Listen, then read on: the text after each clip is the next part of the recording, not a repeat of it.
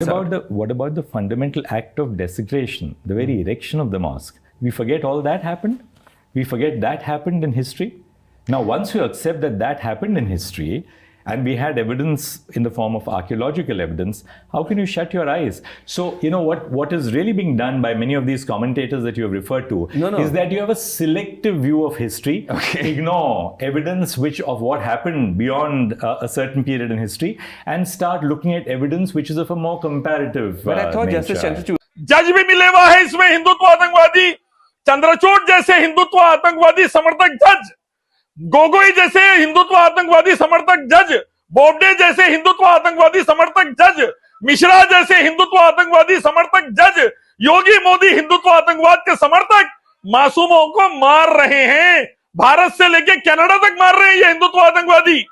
ये लोग भारत को तोड़ रहे हैं, अदानी को बेचना है, आदिवासियों से जंगल खाली करा रहे हैं, दलित बेटियों का बलात्कार कर रहे हैं, SC ST OBC को मार रहे हैं, इन सब का रिजर्वेशन खत्म करना है, आदिवासियों से जंगल छीन के अदानी को दे देने का है।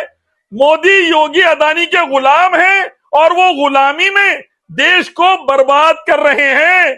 आदिवासियों, दलितों, SC ST का गबन करके, मुसलमानों को मार के, मुद्दे से ध्यान हटा के हिंदुत्व आतंकवाद चल रहा है योगी मोदी का, और ये भारत को बर्बाद कर रहा है।